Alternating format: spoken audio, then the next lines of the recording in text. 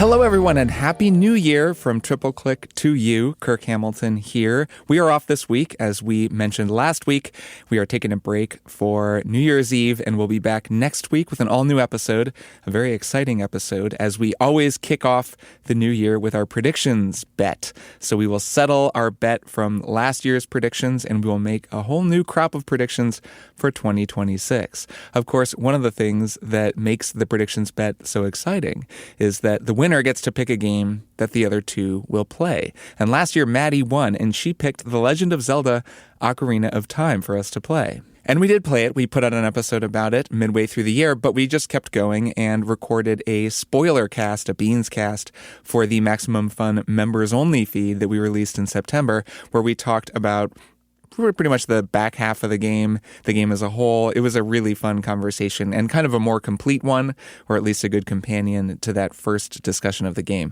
So we thought that would be a good bonus episode to put in the main feed for you all this week as a little holiday gift.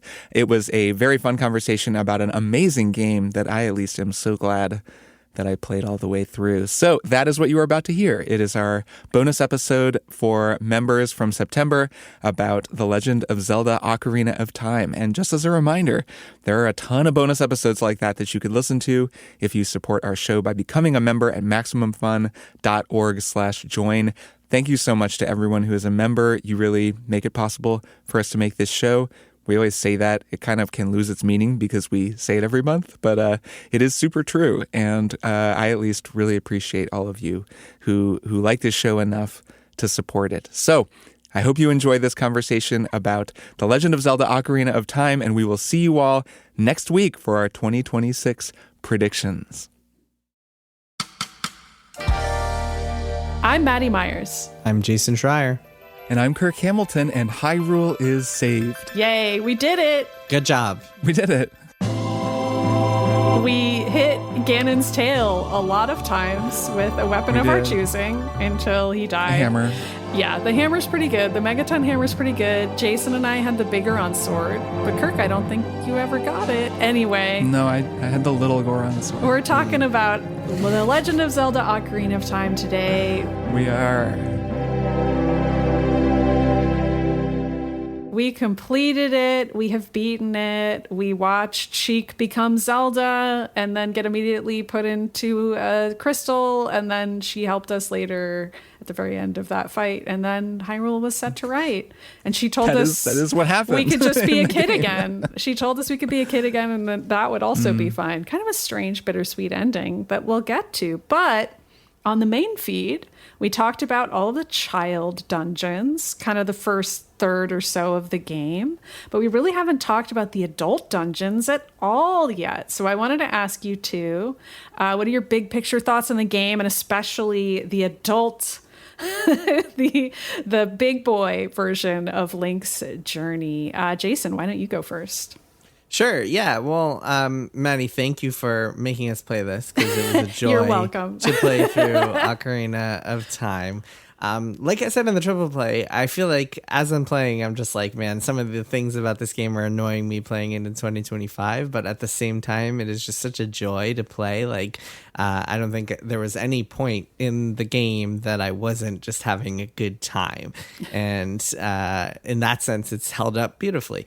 Yeah, the kid dungeons really are, I mean, it's night and day from the temples that you get in the adult Link. They're so much bigger and more elaborate and have more dead ends and just kind of more elaborate puzzles. Replaying the water dungeon especially, I was like, man, this is you can see why so many people found this frustrating back in the day, but at the same time it's also awesome. Especially the 3DS version where you can assign the iron boots to an item hotkey and you don't have to switch to them in the gear menu, which I imagine was a royal pain in the ass. Yeah, I can only imagine. God. Yeah, just a delightful game. It's just so fascinating playing it today because you can see so many of, as someone who has played pretty much every Zelda game, you can see so many of the foundations. You can also see so many of the things that just aren't new to this and just came from other Zelda games, but are just translated to 3D, which just kind of like sets a bar in a like or brings it to a whole new level, whole new dimension, literally. And yeah, just fascinating to play through and extremely enjoyable game. Except for the part where I was playing through the Shadow Temple, and when you get to that room with the boat in it, you can like climb up this ladder, and you're supposed to move this block out of the way and into a different position. But if you climb up the ladder before you've moved the block completely, it will reset, and then you will just be stuck. And that is the most annoying trick that the game plays on you, where you just have to redo the entire dungeon because you walked in the wrong direction. And a game that rewards curiosity, that sure is a pain. But yeah, great video game. Great game, other than that one part Other with the than block that. in the Shadow Temple. Great note. Kirk, what did you think? Yeah, I felt similarly. I was amazed by the part of the game that we are going to be talking about, by the adult section of the game. I hadn't really played most of it. I realized that, I think, as we kind of got cracking. I had watched friends, I think, play through the Forest Temple. That spiraling hallway rang some bells. It's a really iconic visual, this sort of twisting hallway that then turns the room upside down. And I think I had watched a friend do that, but at the same time, I had never played through it, and certainly not just tackled the dungeon start to finish with my kind of adult gamer brain or whatever. Like, I just had not done that at all. So I was Adult gamer brain. Yeah. I mean, it's That sounds like different. a derogatory term. Gamer brain. Well, in some ways it is, right? We got I'm gamer a lot brain. slower than I used to be at some things, but also I think a little bit more.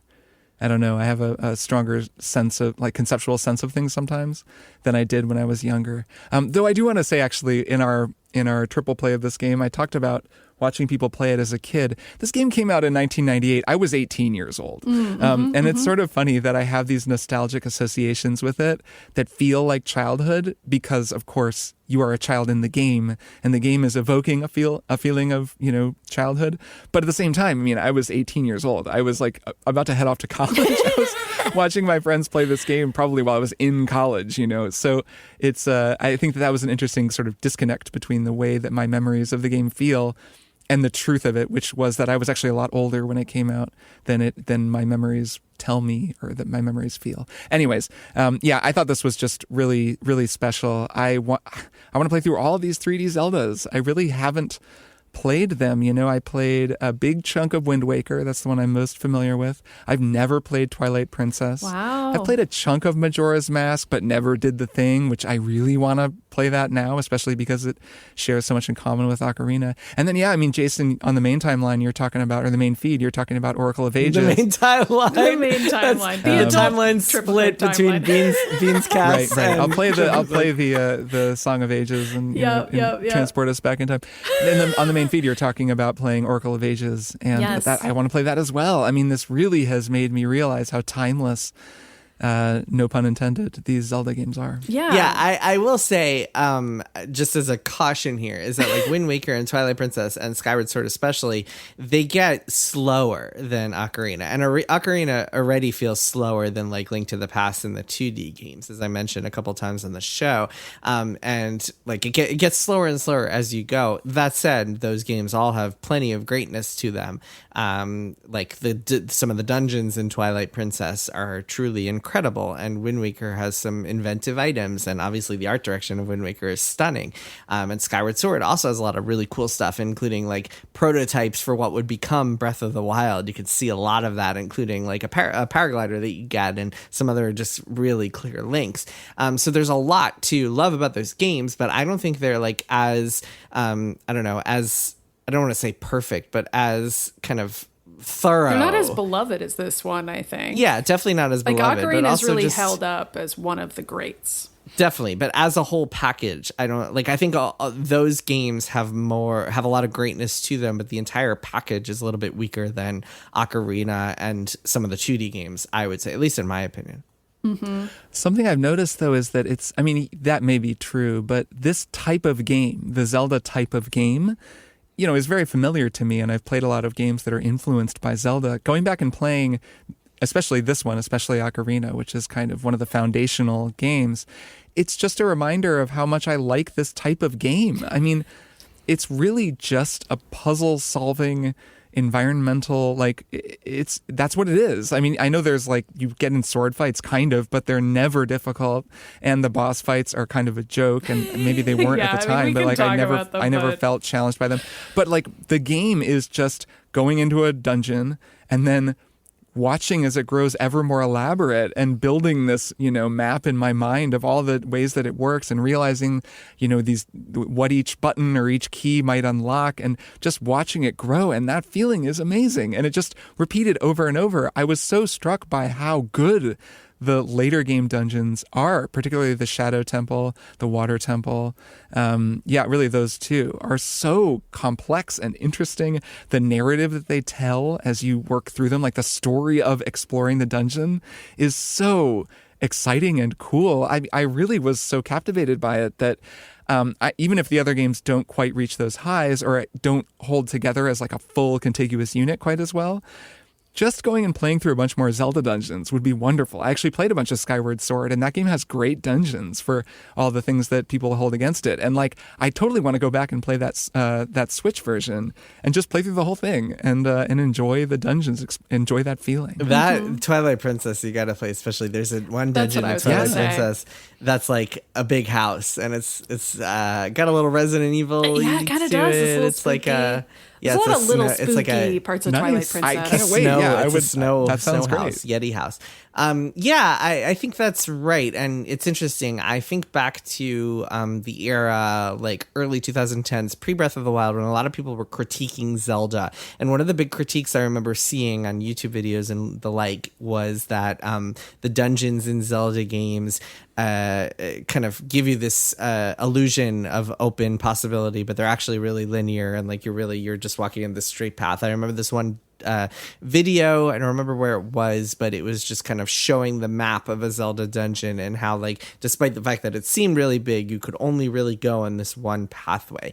And I thought that was kind of a weak criticism in many ways, in part because one of the big appeals of these Zelda dungeons is not like trying to figure out what to do next, is seeing the design of it all and the interlocking, like the interconnectedness of it all, and seeing how it expands as you go, and seeing how different areas will just like continually expand or like open up in new ways. Even if there's only one potential path you can follow, it's still really fun and clever to watch it all unfold. The Spirit Temple might be my favorite one, and that's a good example of that, where like at first you're just like, you're exploring it as a kid, and then you're exploring the other ring as an adult, and just kind of seeing how you're not seeing the same stuff, but you're interacting with the same sort of mechanics and seeing how much different they feel and how much easier they feel as an adult is pretty cool. And yeah, a lot of stuff like that. I just really enjoy stuff like that, or like the Fire Cavern, like seeing how like, okay, this pillar now it operates in a new way and opens up new parts of the dungeon. Just seeing how like things just kind of gradually reveal themselves is a really cool experience, even if it's totally linear. And in fact, I think a lot of that is lost in dungeons in Breath of the Wild and Tears of the Kingdom, or the temples in Tears of the Kingdom, because you can approach them from any possible direction and they're totally non-linear, which means they can't be designed in that really cool interconnected way. Yeah, I agree with that. Playing through the Sky Temple in Tears of the Kingdom, it was the feeling of sort of, you can get to a lot of places on that ship in the air, from outside of the ship just by floating around. You can get a little creative, but once you get where you're going, you just kind of cast the spell and like activate the fan and keep going. Like it doesn't have that feeling of dialogue that these dungeons all have, where it feels as though you're in conversation with the dungeon and thus the designer of the dungeon. And so they're constantly revealing these little tricks to you. And they're very different. I mean, it's not even to say really that one is better or worse or anything. As a critique, I understand that as a way of understanding the dungeon. But as a criticism, I agree that like, whatever, like, I guess it's one particular thing, but it's doing it so well. And it's such a delightful experience. It's also the feeling of like getting into a new dungeon and seeing some sort of like unfamiliar puzzle and like the first time you play, you don't know what kind of item you're going to get. And then eventually finding that item and be like, oh, that is it. That's always such a cool thing. And there's nothing worse than spoilers for like an item that you're going to get in a Zelda dungeon where you're playing playing a new those Zelda are the game spoilers. for the first time. Yeah. You don't want the spoilers because it's so fun to like discover what kind of dungeon. And there's some really cool items, especially in those later 3D games, some really inventive items that I'm excited, Kirk, for you to discover if you ever do wind up playing like Twilight Princess and Skyward Sword all the way through. Yeah, I know kind of the modern critique of the Zelda games now that I've heard a lot of Breath of the Wild and Tears of the Kingdom are that they don't have dungeons, and specifically temples is usually the word that people use to describe what is missing. And I think, based on having played through this entire game again, that this is what people are longing for. And when I played the child dungeons, I was, even though I've played this game before, I'd sort of forgotten. I was like, oh, these are kind of simple. And I'd forgotten how much more complex they were going to get. And I was like, the Tears of the Kingdom, like areas, I don't know that I'd call them dungeons, but those big 4 areas are pretty similar to Ocarina of Time. So I'm not really sure that criticism holds water. But then when I got to these adult dungeons, I was like, oh, right. Yeah. These are actually really cool. And they have extremely specific environmental puzzles that, like Jason said, are predicated upon the item that you get, but also on you having a very specific list of items already in hand, which, yes, makes the game linear, arguably. You have to play some, you can kind of mess around. Like, you can kind of, I think you can do the Fire Temple first or something. Like, there's people who've played Ocarina in, quote unquote, the wrong order and made it work. But I personally just played it in like the classic order that you're supposed to, the order that the characters in the game tell you to go to the areas in. That's the order in which I go to the areas, and I get the items and use them as intended. But even with that, there's an inherent challenge just baked into every dungeon where you're, even if you've got the hover boots or whatever it is, it's still kind of hard because you're like, oh, okay, I have to just hold my breath while I'm crossing this gap, and Link is just barely going to grab onto the other side, and it's exciting, and you're like, oh, am I going to make it, or is this not really the place I'm supposed to go? And that just feels really good, and I don't know that I want to diss Breath of the Wild or Tears of the Kingdom in that way. I think those games have a ton to offer that's really different and really cool. But yeah, they don't have these classic dungeons. And I think many people like me are going to remember the Ocarina dungeons as like the dungeon in a way for Zelda. Yeah. No, I completely agree with that. And they are very different games. I was struck by how interesting some of the items in Ocarina of Time are. I didn't realize, you know, the Lens of Truth is so probably cool. The most interesting item in the game, but there is no real equivalent to that in Breath of the Wild or Tears of the Kingdom. They're not trying to do that sort of thing.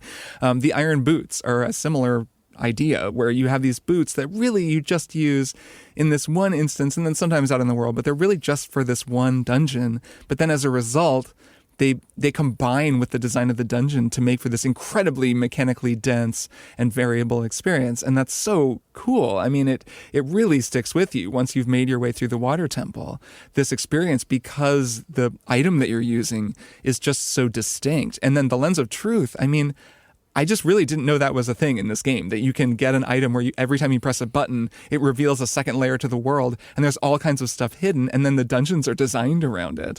And then, of course, that also gets to something that this game has that not every Zelda game has.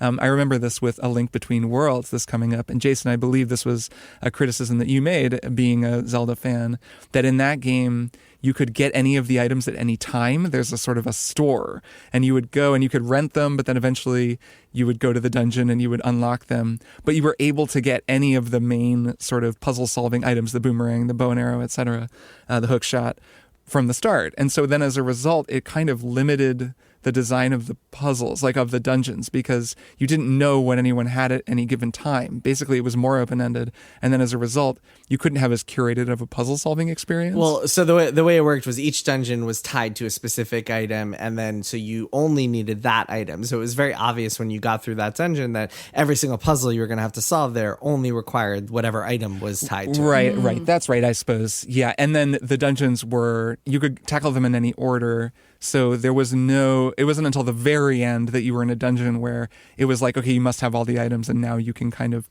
have more elaborate puzzles, which this game does a brilliant job of toward the end. Both the what's the what's the name of the trial that you do in the the training ground, the Gerudo training ground. Yeah, the Gerudo training ground. That is really Which fun. is optional. Where you're kind of yes, optional, but, but I did it and it was very fun. And then also the final dungeon in Ganon's palace, where you're having to use all of your items and kind of think of them in other ways too. Like, oh, actually, wait, fire arrows can also do this. Maybe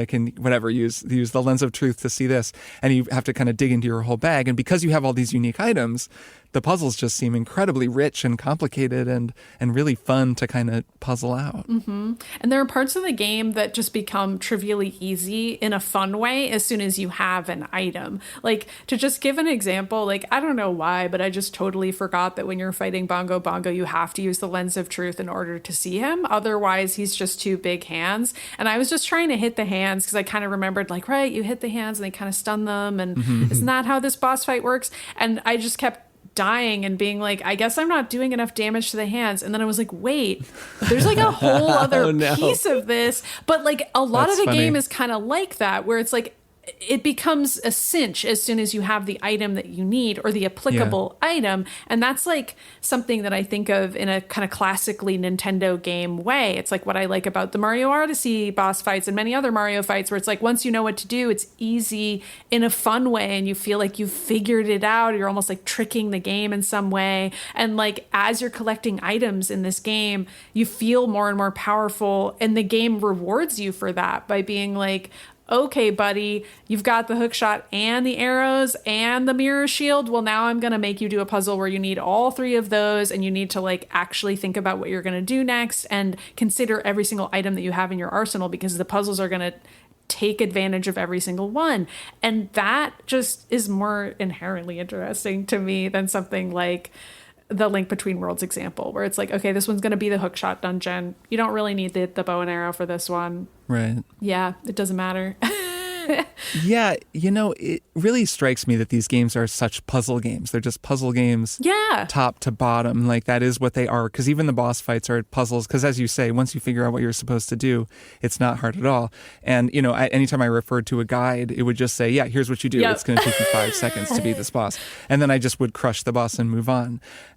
So it's the difficulty of the boss is just in kind of figuring out what you need to do. It's not in having the twitch reflexes or whatever to beat them. And I think that's actually a really interesting fact about these games, because playing through this, there are moments where you can see Dark Souls, you can see FromSoft, especially as adult Link when you're fighting the big skeleton guys, in the kind of whatever it is, the Phantom Temple, the Shadow Temple, and in the bottom of the well too. The bottom of the well, spooky. Oh, for sure. That just kind of feel like Elden Ring or Dark Souls or whatever. Yep. And you can even feel it in the combat. There's kind of this similar push and pull. You're blocking, you're attacking, but then of course there isn't really that much challenge to any of the fighting.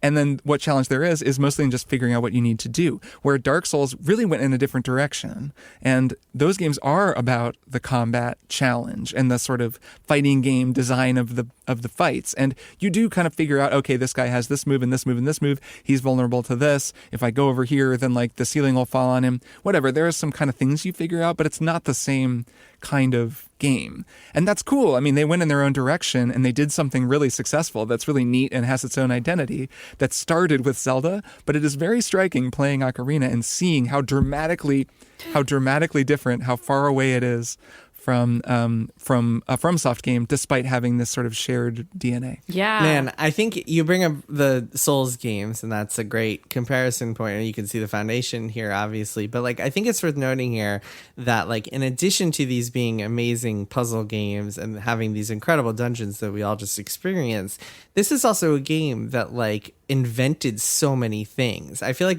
it's hard to appreciate that today because we've been playing 3D games for almost 30 years. But when Ocarina of Time came out, there was no such thing as like locking on to an enemy in a 3D space. Like, that did not exist until Ocarina of Time brought it to life. And that concept that we all take for granted in pretty much every 3D action game of having a target lock on was invented by this game, and like so many other things, so many things that it played around with in the 3D space just like would be then copied and inspire like countless other 3D action games. Like there was no such thing as a 3D action game until this, essentially, or at least one that functioned in any decent way.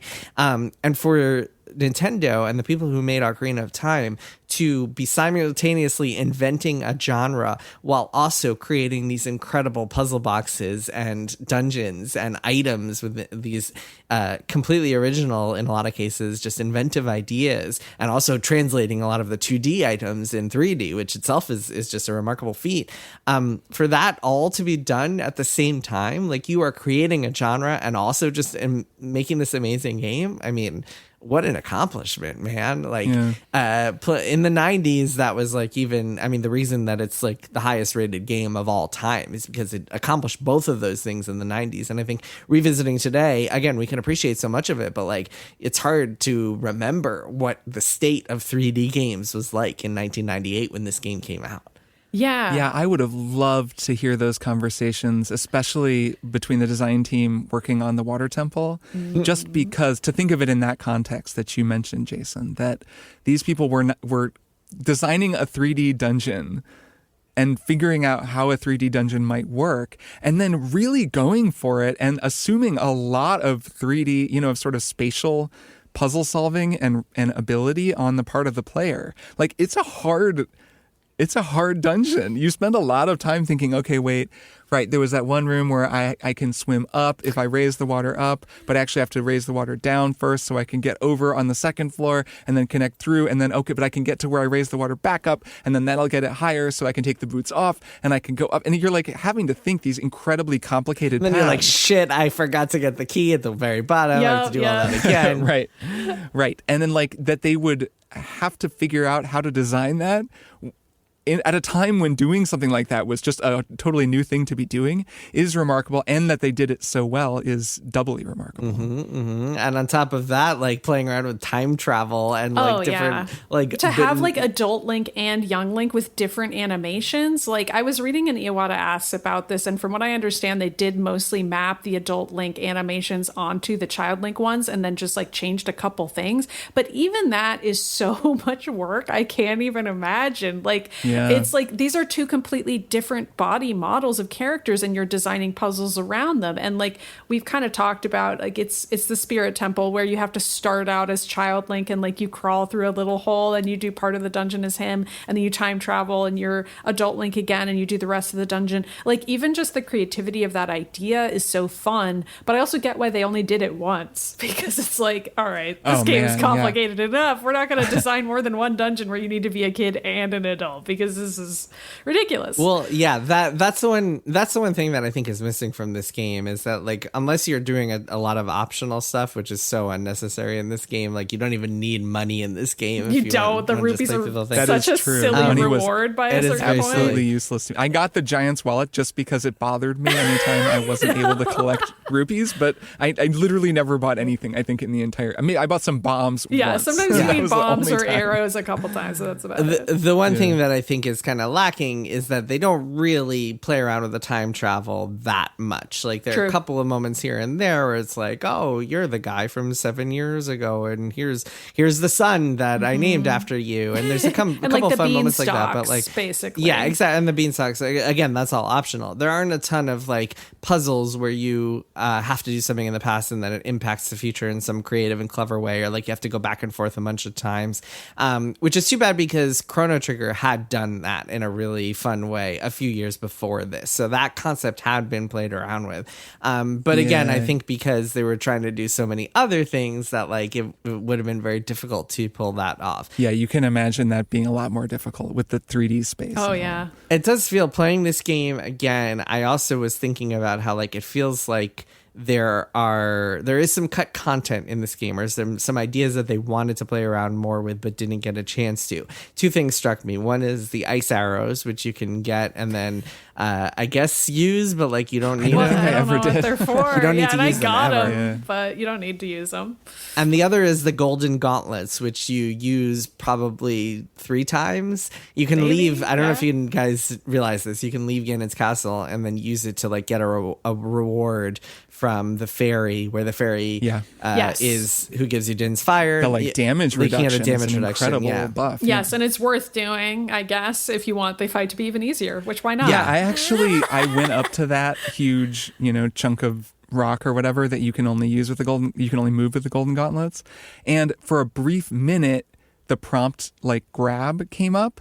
And this was before I had the gauntlets. And I spent a long time over there looking at it thinking, I'm supposed to be able to grab this, but I don't understand. Because the thing you were talking about earlier, like where you don't know what the new mechanic is going to be for the dungeon. Like I didn't know that I was going to be able to move things that look exactly like that. Yeah. And then I finally was like, I guess I don't know. Because I actually hadn't figured out how to get into the castle. So I thought that was the path in. And I finally went and backtracked and realized, oh, okay. There's and then gonna be a went in, magic and then I got the bridge. gauntlets. I was like, oh, okay. So then I went and immediately got that upgrade. Yeah, it does feel like that they wanted to do more with that. It's bizarre that you only use it like those 2 or 3 times in Ganon's castle. I don't know. I could be wrong, but it's weird that they created that whole tower thing just for that. And the ice arrows definitely feels like there was something they wanted to do with the ice arrows, but just like never quite made it in the game. Maybe, or they just needed a reward for the training grounds that would be okay to be optional. Like, why Sure. are those Yeah, could be. there? I suppose. I have no idea. That's also just a guess. I don't know. But yeah, you really don't need them. The time travel thing definitely seems Yes. like there's just a lot There's of more potential there. that they weren't able to explore. I really love the Song of Storms puzzle, or I guess he's telling you how to get to the bottom of the well. Is that what it is? Yeah, It's where he's technically, yeah. saying basically, oh, like you look like that kid who came in here and played a song and ruined everything. Yes. When you haven't done that yet. It's very Bill and Ted, where they have to decide to leave the keys in the future so they can pick up the keys now, and then the keys just appear. Like it's very like that kind of time travel joke. It almost. is, and it kind of doesn't make sense too, because like No, there well, are 'cause things time in the travel game doesn't make sense. that aren't affected by the present, but there are the Yeah. past rather. But then there are other things that are, and you just kind of have to not think about it. That's one of them. It's one big paradox. Yeah, you can't overthink it. I thought it was really funny, and I really funny. like I like the moment at the Spirit Temple. So you usually, I think, well, the way I played it, I think typically you will arrive there as an adult, Yes. and so I don't remember what they're called. These maybe the most annoying enemy in the game. No, never mind. There's the so Keese many are, annoying the enemies, so- fire Keese are the most annoying enemies in the game, or ice Keese, I guess. Keese are the most annoying enemies. No, dude, man, wall masters are the most annoying enemy. Okay, in the game. fair. Keese are the third most annoying enemy in the game. Then if it goes Wallmaster, then Keese, and then The those sand things that guys? pop up out of the sand and Yeah. are like hockey pucks Yeah. that fly around. Yeah. What's so funny is you spend a long time dealing with those, and they're very annoying. And then you realize, oh, I have to go be a kid and come back here as a kid. And I do appreciate that the game always gives you a song to warp wherever you're going, Yeah, so you thank don't have goodness. to do a ton of walking. It does kind of cut down on the tedium. And so then you come back as a kid, and those things pop out, and they're they come up like above your head because the character model is just so much smaller. I just think that's like an amazing moment and Mm-hmm. something that they could only do in 3D that you can. I'm just sure they were delighted by that. The feeling of, oh yeah, these little annoying guys suddenly are like taller than you are. Yeah, and I think they were limited by having it so small Link could only use certain items, so that kind of limits your puzzle solving. I talked in the main feed about how I've been playing Oracle of Ages, which is a 2D Zelda game that came out after this and also plays around time travel in more elaborate ways than Ocarina of Time does. Oh, in the main And- timeline. You were talking about it on the main timeline. on the main Yeah. timeline, yes. Yeah. And one of the tricks I think is that in Oracle of Ages, you are not traveling into a past version of yourself. You are just the same Link traveling between the past and the present, and so you don't have limited usage of some of your items, or you don't have to worry about stuff like that. You're not smaller. You're just the same Link going back and forth, which I think from a puzzle solving perspective and from a game design perspective makes things way easier because you can get into more complicated stuff knowing that you will have all the same abilities that you have in both timelines.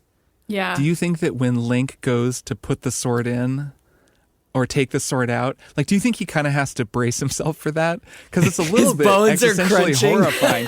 Just that he's like, maybe this time I won't wake up. Yep. Maybe this time I'll be there God. for 50 years or 1,000 years. How do I know it's going to be 7 years every time? I do feel that way. And I think some of that is like me projecting depth onto the game, but it also invites some of that by kind of having some of these darker implications and moments and this like kind of almost mournfulness to the ending, especially when you're like, okay, I'm a kid again, but like also I know too much almost. And like I've been through so much and like, how can I ever go back? Like there's no going home again. And like every time Link is like going to the Temple of Time, I think about that where I'm like, like he's 10 years old, but he's also 17 years old or whatever age breakdown you want to say. And it's kind of uncanny and upsetting, but like the game doesn't include any thoughts or monologuing from Link about that. So you have to just imagine what he might be thinking in those moments. Yeah, they're not consciously exploring it. It's so funny. I've been watching Alien Earth, which I talked about in the main timeline. Right. The main timeline. I'm just going to keep saying that. We're going to see if we can turn it into a thing. No, it's good. It's good And now. it's so funny just because that show is in large part about children's minds being put into the bodies of these like synthetic adults. And just that you would ask that question, Maddy, in our main feed episode, where you're like, does he have a child's mind in a like 17-year-old's body? And that the game is not really interested in answering that question, but it does make you think about it. And man, let's talk about that ending for a second because you mention it. For a long time, I was aware of this ending and I'd seen it and read articles about it. So I knew that it ended with Link being turned back into a child and that, that was sort of, that felt kind of bittersweet. And I remember even as a younger person knowing that and thinking, oh, that's too bad. Like he loses all the cool abilities that he had. He's not as big and strong. Playing it and watching it, I didn't find it bittersweet. I think it's a lovely idea. It would be really bittersweet if he had to stay as an adult, like as a teenager, because he would lose his whole childhood. At least this way, they're like, you can just go back to being a kid now. Like you don't have to worry about all of this. You can let it go. Yeah.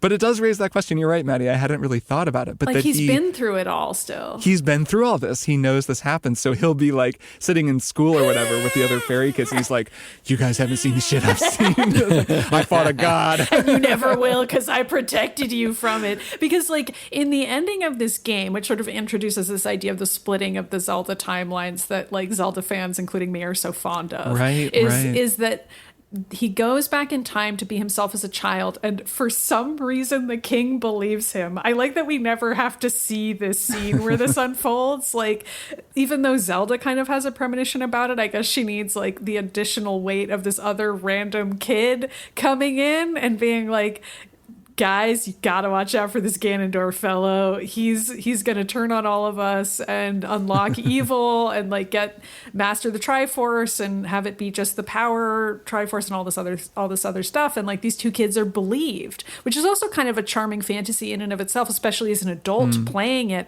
But it kind of feels like a child's story where it's like the adults will finally believe me, and like that's the good ending. Is that like Zelda and little baby Link are like, no, Ganondorf is bad. And like we have some sort of proof now of this, and like we get to save the world and prevent all of these horrible things from happening. But there's also this other timeline, we assume, that includes the downfall, that includes like the horrifying version of the Temple of Time that we see and we walk out to, and there's all the re-deads and like Hyrule is in shambles and everything's gone to shit. And like there's that timeline that I think is like the one that leads to Wind Waker. I'm not solid on all of the like ways that it shakes out, but I do know that the child timeline leads to a Majora's Mask. And like, you haven't played it, Kirk, but like Link is like not doing well as a child in the future in Majora's Mask. He's like really struggling in that game. I've played some of it. So you do know then that 5 like or 6 hours, some of the game is about him kind of struggling with the idea of being a hero and like wanting to kind of abandon it. And so I think that bittersweetness is there in this game, and it gets leaned into more in the darker sequel to this, where it's like, what if that continued and like child Link, who knows too much, is the main character now. And I think that's cool. I think we should use an ocarina to travel to 2 years ago and tell Joseph Biden not to run. Just think you should right, bring like some what would proof we use with it you. for? Like yeah, if we can only travel a few years into the past, what are we using it for? It's I think that the kind of benefit for Link is not just getting to live out his actual childhood, but also getting to live it in a world that isn't completely destroyed and terrorized and like infested with zombies. The ending is really interesting, and I think leaves a lot of questions and leaves a lot to the imagination about like what's going to happen next and what it means, and like what does this actually mean for all the stages? Are the stages still there? Because you kind of see them like often in Sage World. Zelda is still there as a child. Well, they reappear during the credits, right? Like they kind of they come back during the credit sequence, and then they're all there with everybody. I took that to mean that the sages return from the Sage realm and kind of rejoin the world. Oh, I thought it was them just kind of viewing things from a distance as like the kind of like we are now just like the protectors of this world. We're no longer a part of it. That's how I interpret it. But again, it's open to interpretation, kind of ambiguous, which I appreciate. And I mean, as a story, it's a good one. I would say that Ocarina had the best story of any of the Zelda games before it, at least on console. I mean, Link's Awakening's story is pretty cool too.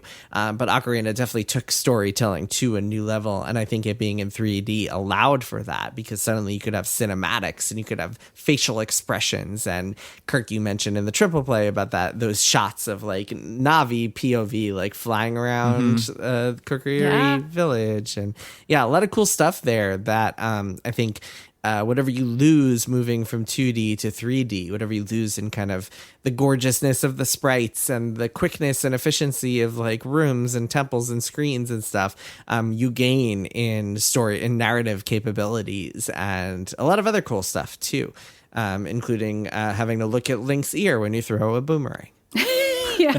Yeah, the perspective really helps the environmental storytelling. I mean, the feeling of jumping into a well is just different when you're in 3D and you're jumping into the well. That's true. And then in those later dungeons, when you're in the Shadow Temple or the bottom of the well, remind me, is it the bottom of the well where it's like the kind of death and the sort of evil of Hyrule, like all the evil thoughts have manifested here? There's like some text that says that. Is that in the bottom of the well? Yeah. It's so cool, like the foreboding, haunted atmosphere of that space and of the Spirit Temple, or sorry, the Shadow Temple, not the Spirit Temple. Like both of those kind of darker dungeons, you can only do that in 3D. Like that would only work, the feeling of like climbing through these guillotines and looking out over these weird kind of blasted holes of darkness, getting on that boat. I mean, that boat sequence, as mechanically kind of goofy as it is, where you're on a boat and you fight some guys and the boat falls and you have to jump off it. Like, it's a pretty epic cutscene though. The boat coming out is cool. But exactly, like this freaking boat of the dead, like on the river Styx or something. Like the feeling down there, I mean, that is really cool. And it's kind of an intersection of the narrative and the design and the look of it. I mean, the feeling of being in this dark subterranean space where all the dark thoughts of people from the land of Hyrule have like manifested into some kind of a like evil energy. That is really cool. And I don't know, I've certainly never had quite that feeling playing a 2D game. Like it's just an enveloping, immersive feeling that you really only get when you're walking around and looking around inside a space. Mm-hmm. I do feel like it's playing more and more, as Zelda games did after this point, with the idea of darkness being inherent to Zelda. And I mean, we haven't really talked about Dark Link yet. I definitely wanted to bring him up as let's talk about it. Another example of something that I think From Software games have borrowed from, but that also yes. other games in general and stories. I mean, it's not like the idea of fighting a dark version of yourself is Dark Link's the first time. Absolutely not. It's pretty core to a lot of legends and stories of people as like your real enemy is yourself, but also like your darkness inside of you and fighting against that. But Kirk, I know you had some thoughts on like kind of the From Software-ness of it all, like just the specific design of that level and how weird it looks. And like I think that's also close to when you get the mirror shield. Am I remembering remembering right, like kind of the idea of mirrors. I'm trying to remember. I think that's a different dungeon. That's at the end of the water temple, and I don't think you get the mirror in the water temple. Yeah, but like the idea of like temple. duplicity in this game, like the two timelines, the two links, I mean, it just kind of, it all comes together in that. Yeah, and I mean, yeah, the feel and the environment, like, or the encounter pacing of that fight just is straight up feels like Bloodborne or something. It feels like a Souls game. You walk into this room, you've been in the water temple this whole time, and it's just like a normal temple. Right, Then you walk into this temple, room where it's like the horizon goes to infinity. You're standing in this shallow water, and the water just stretches to infinity. There's like these bits of ruin, like ruined stone just sticking up out of the water. And it's like, where am I? What is going on? And then like Dark Link health bar appears, and suddenly this guy comes at you out of the fog. And then next thing you know, you're in this like one-on-one fight with this incredibly difficult enemy. I mean, that is in every From game. Like, there is a sequence where you walk into a boss room and it's some phantasmagorical space that doesn't make any sense compared to where you just were. And then that exact rhythm happens. I mean, it felt so FromSoft to me more than anything else in the game. Like the health bar and then the enemy, and you're like, oh no, there's a health bar. Yeah, it was just great. And then you defeat him and like the illusion is broken and you're just in a room back in the temple, which is also so cool. So this, in case you guys don't know, this is kind of a 3D translation of a fight from Zelda 2, The Adventure of Link, which is the NES game that is like a side scroller. It's the kind of the black sheep of the series, because it's all just kind of like an action side scroller, and it's a very strange game. One of the inspirations for Hollow Knight, as it happens, listening back to that old Hollow Knight interview. Yeah, that's true. And also Shovel Knight, the kind of the downward stab sword that you get in that as the inspiration for Shovel Knight. But anyway, the final boss of The Adventure of Link Zelda 2 is Dark Link, and you like walk in. I think you beat another boss, and then you walk into this room and it looks normal, and then suddenly like the colors get inverted, and then Dark Link pops out of you and you have to fight him, and he's like mirrored. That's and then even once you beat creepier. Him popping out of you. Ugh. Well, it's like your shadow. It's like supposed to be like your shadow that you're fighting, and it's a really cool boss, like final boss fight that was then translated to 3D for Ocarina. That fight is such a pain in the ass. Yeah, man. The actual Dark Link fight, what a pain. There a lot of the ideas in Ocarina, it's really cool to see them translated from other games. So like, for example, the trading quest that you do to get the Biggoron sword, which is really fun and has some tough time limits that are fun really to get around. Yeah.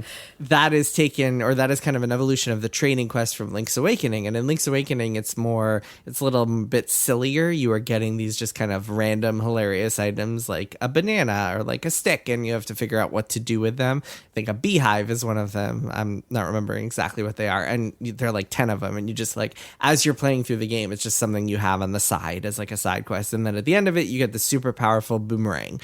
In this, it's a little bit shorter and a little bit more serious, and also has these time limits that make it more of a challenge.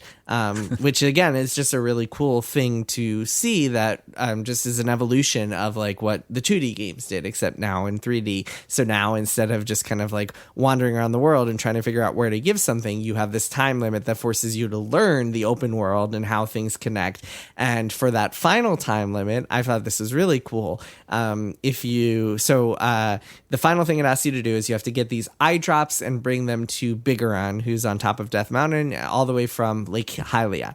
And it's you have a 4-minute timer. And if you go from Lake Hylia all the way to Death Mountain, you're probably not going to make it in 4 minutes, or it's going to be super tight. You have to play it perfectly to do it. But if you remember that in the Lost Woods, there is a shortcut to the top of Death Mountain, then you can do it that way, and you can do it all in like 2 minutes. So it's one of those fun little things that I don't know if that was intentional, but it's one of those fun things that just rewards you paying attention and being curious and like learning the world, is that you are able to do this side quest really quickly and without too much stress attached.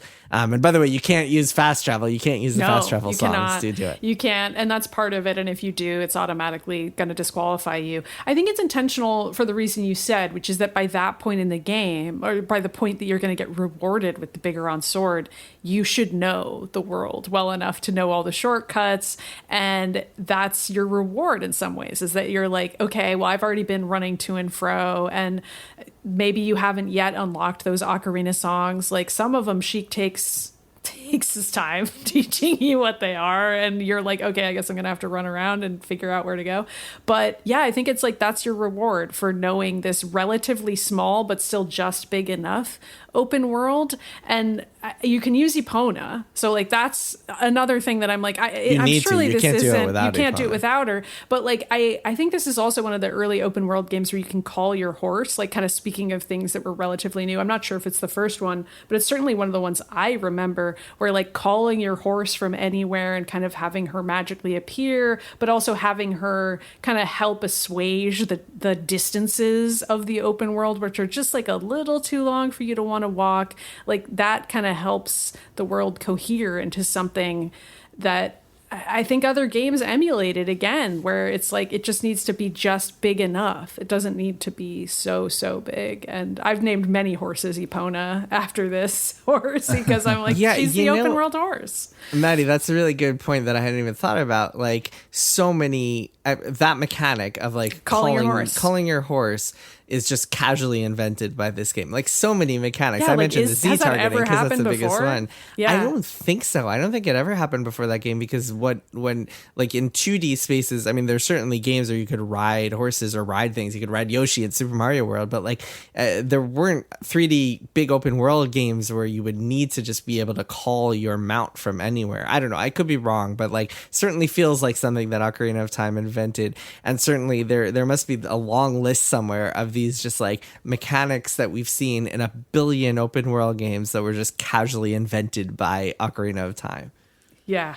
Yeah, on the shortcuts a little bit more. So I never used those. Every time I found one, I found it delightful because, you know, you hear whatever Saria's theme coming through and blow up some rocks, and then next thing you know, you're in the Lost Woods. But then I never really needed them because the game gave me those fast travel songs, so I could get wherever I needed to get. It's cool that to get the Bigoron sword, you have to use them. Like that's kind of the moment when you're going to really be rewarded for remembering that those are there.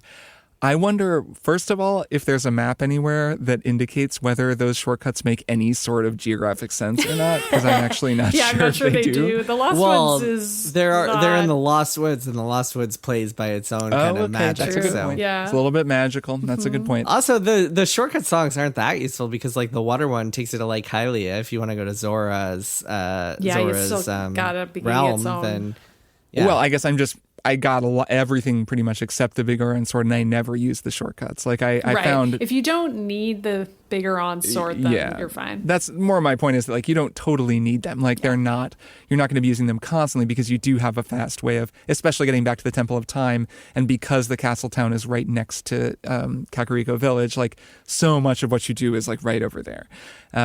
But anyways, I think the shortcuts are really cool and they're kind of delightful to find. And then, of course, yet another thing that I think From really learned from, and that same feeling, you know, when you blow up some rocks and suddenly you're in the Lost Woods, you get that same feeling in Dark Souls the first time that you like operate an elevator and realize like, oh wait, I'm back at Firelink Shrine. Like, how did this even happen? Mm-hmm. And in that game, of course, it's much more useful because there's no real other way to get around until way later in the game when you unlock fast travel. And it's much less magical and kind of more special because that game literally, there's no Lost Woods that's like shortcutting you through. Yeah, it's there's like no cheating. Things actually are where they seem to be, and you have to actually walk the exact distances, which is its own complexity.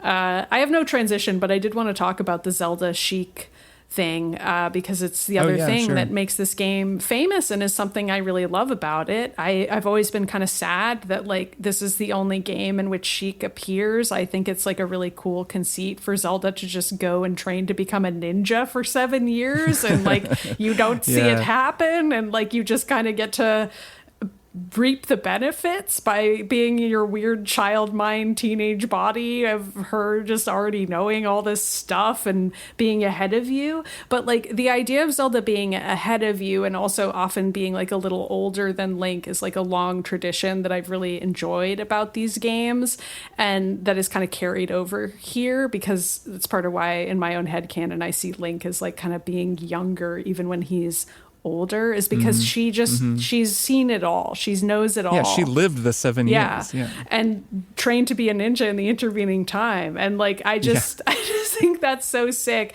I'm sad to say I always knew that twist, so I don't know how I would have reacted to it if I hadn't known. But like that was kind of like how I always knew Samus was a girl. Like it's like it was just gaming lore when I was growing up. Smash Brothers ruined it for everybody. Yeah, Smash Brothers, which I played tons of before I feel like I even knew about this game. Maddie, did you know that Retro Studios, makers of Metroid Prime, had a Sheik game in development at one point? No, that's so interesting. It was canceled. I think it was like the Wii era. Yeah. And apparently it was shaping up to be bad, according to internet rumors. So I could see that's that why being it was canceled. true. yes, Yeah, could be why it was canceled. But I get it. sad that they never explored that concept further, because a game where to solve puzzles and stuff, you had to switch back and forth between Sheik and Zelda could be super cool. I know. I like Sheik's move when she throws the flash bomb and disappears, Yeah. which happens over and over and over and over. The animation is just so silly. It's and very good. Thing. It's very good. It's so great. And Link is always like, what? What just I know, happened? he's always And blown just away. that even by then it was such a trope, like the ninja throwing down the bomb and disappearing, Yeah, like in yeah. anime or whatever. Yeah. And then it's kind of awkward, like the animation, it's always like, wow, and then she does it, but it kind of rules every time. Yeah. It's always a cool I like exit. her playing the harp too. Her playing the harp with the ocarina is always like kind of sweet. The idea of the two of them playing together. I really like that. Well, and that's for me. I mean, I always kind of knew this was Zelda, but like it's a clue. to me at least, the fact that Sheik is playing the harp and they're playing together and like pretty quickly it's like, okay, well, this has to be Zelda, because otherwise, like, where is Zelda? We saw Zelda go off with with the Impa, her protector, who was one of the Sheikahs, Sheikahs. So that seems like it might be related to what happened. By the way, did you guys know that apparently the owl, Kippora Gabora, is Rauru the sage? Wait, what? Really? What do you mean? The Like owl is Rauru and Rauru. the owl are the same So being? apparently, this is some deep Ocarina of Time lore. Apparently, Rauru was like incarnated as an owl or something. Or Rauru was like alive many years earlier and then like What? took on the form. Apparently, you learned this from like one of the gossip stones. Really? If you That like, is that's so funny. wild. The gossip stones never lie, so I'm sure that's true. I guess that explains why the owl is telling you so much additional information that you don't need. Like Rauru's really worried about you figuring it out. Yeah, I was struck in general by how many echoes and similarities there are between this game specifically and Breath of the Wild and then Tears of the Kingdom. Like the Sheikah, the just Ganon being the villain, like the fact that he is this like Gerudo king, and Yep. like so much of the story really lore. feels very similar. Like there are echoes over and over and over. It made me I got the sense that Breath of the Wild was designed like they were like, okay, we're going to use Ocarina of Time as kind of our reference point. But that's just my feeling, and I haven't played all the other Zelda games, but is there something to that? Like, am I right to feel that way? So the way that Zelda like lore works is that if you look from the beginning, it's got kind of like one layer, and then the next game adds another layer, and then the third game adds another layer. So as an example, and so on and so forth. So as an example, Link to the Past brings in the Zora and introduces this concept of like these aquatic figures, and you meet the Zora and she gives you the flippers and stuff. And then Ocarina of Time brings in the Goron and the Gerudo, and then the Zora and the Goron and the Gerudo become these like integral parts of Zelda lore in each subsequent game, and each game adds new stuff. So like, for example, Skyward Sword adds this concept of, I don't remember if they were called the Zonai, but certainly this concept of an ancient race of people who had all this modern Right, of technology, course. this advanced technology. And then like Breath of the Wild and Tears of the Kingdom are kind of the culmination where they're taking it's taking all of the ideas from all of the previous Zelda games and adding even more to the stew. So a lot of these games, you'll just kind of see the same ideas just carried on and on and on and on. Yeah, I guess that's true. And those are the ones from Ocarina I am familiar with and am seeing in the moment. But right, Fi or Fi is the sword in Tears of the Kingdom. Like, you hear her theme play, and she even talks to Zelda in the same voice from Skyward Sword. Like, there are these other echoes of the other games. I'm just not familiar with the other ones, so I don't catch the references. Yeah, and then there's some interesting story stuff too in like Wind Waker. I won't spoil it in case you wind up playing through the whole game, Kirk, but like in Wind Waker, there's some interesting just kind of lore that you get as like a big plot twist in the middle of that game. I played that much. I played a lot of Wind Waker. To be clear, yeah. I think I said that, but yeah, that's the one that of the 3D games that I've actually played the most of. I've gotten all the way up toward the very end. Gotcha. So yeah. Where you discover like the temple with like the whole history of Hyrule and stuff. Yeah, exactly. And so like, yeah, it's just kind of like the way to think of it, I think, is that like if each Zelda game is kind of like a legend, like someone telling you the same story with just like embellished details or like different versions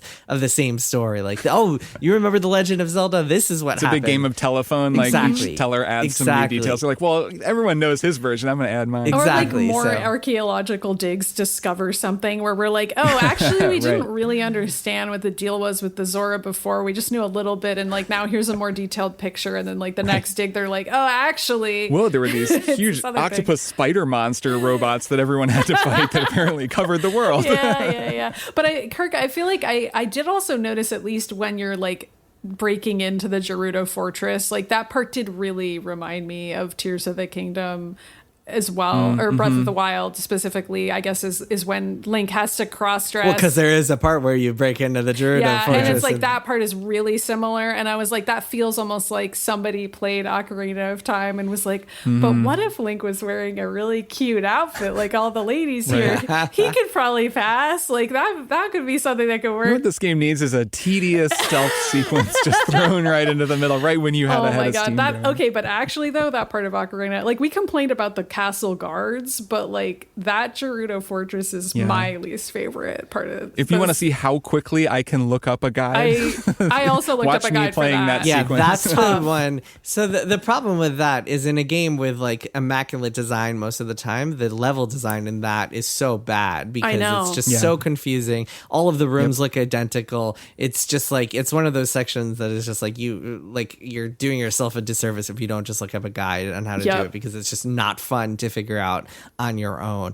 That said, you can shoot the Gerudo ladies with like arrows with and they'll just get knocked out. So. That somehow doesn't kill them. And then they're still unconscious after they become friendly, so they're just lying around unconscious. And I'm like, sorry. Sorry about that. My bad. Also, what's really annoying is that after you get the card and you become they become a card-carrying member, they all say the same. They all say the same line of dialogue. It's I know. So stupid. It's like they didn't even bother to like write out a full story for them to tell you. Well, so that part of the game, it feels, I'm hesitant to use the word rushed because I don't know. It does though. But it does feel like it feels like that was done late in the game. It felt like they wanted to add underbaked. More. Yeah, it's underbaked, I think is a great word for it, especially like the fact that the training grounds give you the ice arrows like we were saying before. Exactly. And it feels like you should have, there should be something else here, and it's not. It's missing, or maybe, or even that whole desert section. It just feels so different than other parts of the game. Like you're just following a ghost around. Like you did that already with Dante in the graveyard, like to get the hook shot, or like it just doesn't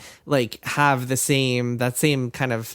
I don't know. It doesn't feel quite as polished as other parts of the game. That whole Gerudo section, and obviously it's the last part you do before Ganon's castle, and I don't think it any favors. But that said, I love the Spirit Temple, so like that I think is still just as good. Yeah, it stands out, like you said, because so many of the other temples are so cleverly done, and that one feels like I don't even really know why this is here, but also like maybe it's supposed to add kind of some color to Ganondorf's backstory, except it kind of doesn't, and you have to fill in the blanks on that. And I don't know, that's something where I feel like Breath of the Wild and Tears of the Kingdom like add so much more to the Gerudo as people and characters, that's like so fun and funny, and they get like all their lines about how Link is short and like have their interplay with him in both games, and like that's adorable, and it's like kind of gratifying that that those games improve on it, especially when earlier in this very episode I kind of dissed them for not having amazing adult Link style temples. Those games have so much other color to offer to the series.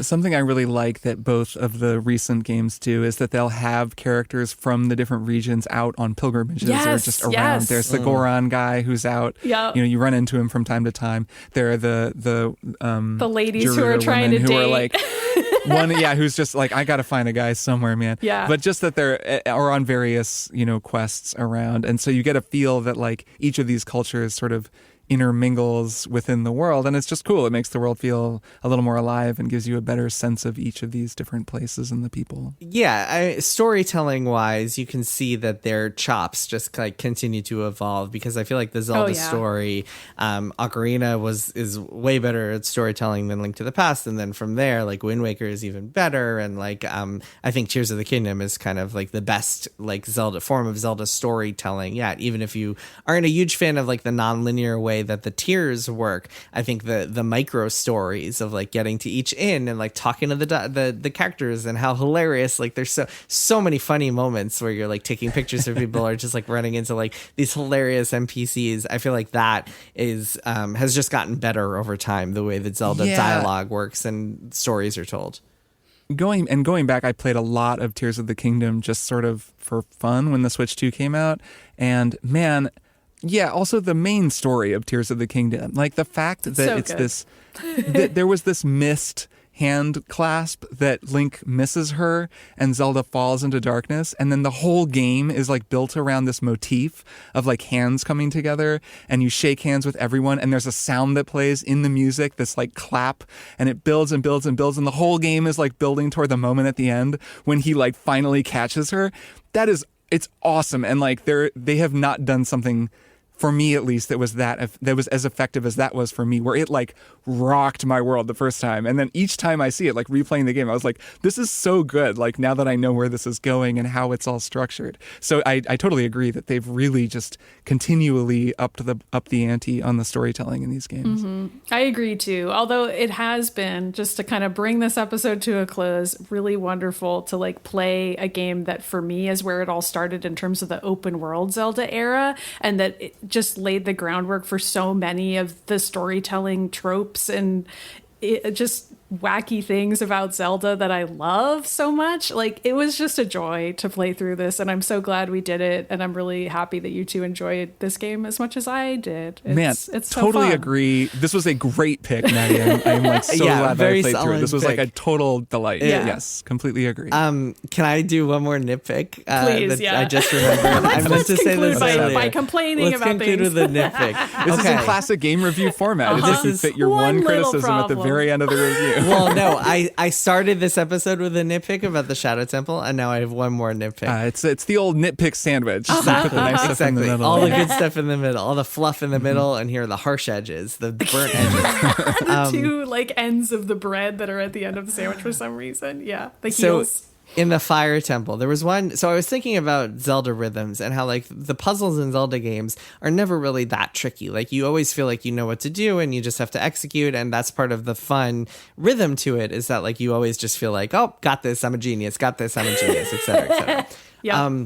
Except there was one puzzle that just stumped me for a while in the Fire Temple. Shortly after you get the Megaton Hammer, you walk into this room. It's kind of L-shaped, and the long part of the L is going down a stairs, and then you get to the bottom of the stairs, and there's a little button, and then there's a gate, and you step on the button, and the gate opens, and then you leave the button, and the gate closes. And I spent so long just smashing with my hammer, trying to figure out what am I supposed to do here. Finally, I looked it up.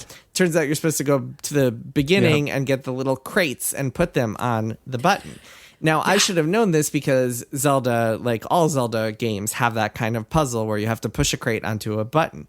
The problem is, in Ocarina of Time, the crates are so tiny that there's no way in hell that they would actually stick on that button. In every other Zelda game where you have to push crates around, they're always the size of Link, or at least the size of a substantial size to put onto a button. Exactly. In this, they are tiny, and I don't know why that is, but that bothers me so much because I was I was like, it didn't even occur to me that they were crates that should be moved onto something because they are like the size of like Link's thumb. I think there's like a similar Jabu's Belly tiny crates puzzle as well that I like had a similar problem with, where I was like, why are these crates so little? Like, but in Jabu's Belly, you use Rudo to put on the that's buttons. true. I think there's like one time when you need crates. Maybe I'm misremembering. Maybe. Okay, but this one stumped me for so long because it just never occurred to me because they're so small. Anyway, I think I have a theory about that because I felt the same way about that. It kind of just stuck out to me. And it's a little bit like, I think back about Chris Dahlin's essay about Dark Souls. He talks about a portal puzzle that does this. Okay. Where out of nowhere, there's a puzzle, I think it's in Portal 2,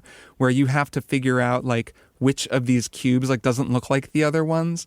Something like that. And it's a confusing puzzle, not because it's not a good puzzle on its own, but because that's not the kind of game that Portal is, and you've been solving a different kind of puzzle forever, and then suddenly they're like giving you something different. And I got stuck on that, and I do think that it's partly just because once you have the hammer, you know, all the world's a nail. Yep. Like you're thinking, like, I need to be hitting things with a hammer now. And really kind of shortly after that, it gives you this puzzle where the solution is actually to go back up the stairs and pick up an item and put it down on the button, which is like very straightforward in the rules of the game, but it's like not the kind of puzzles that you're currently solving. And so your brain just kind of isn't there. So it winds up being this unexpected left turn that can throw you off.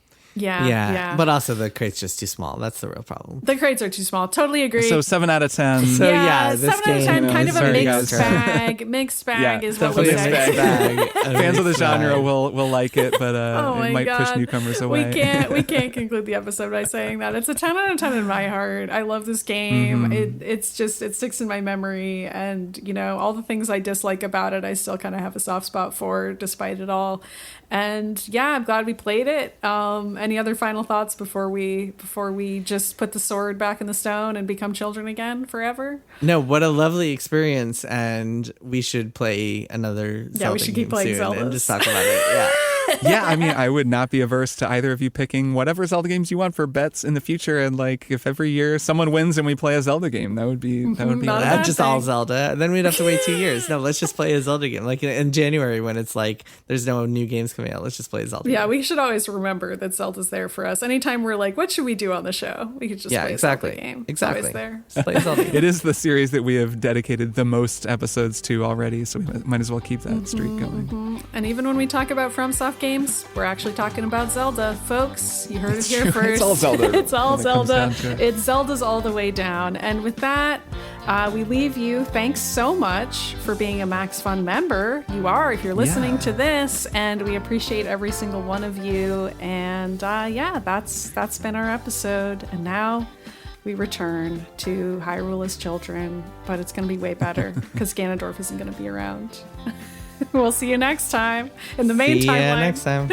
I will see both of you in the main timeline. Bye. Triple Click is produced by Jason Schreier, Maddy Myers, and me, Kirk Hamilton.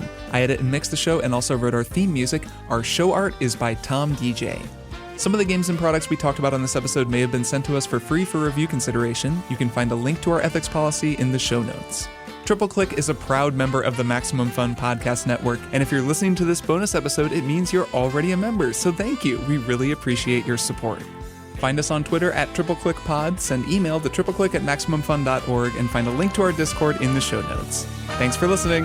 See you next time.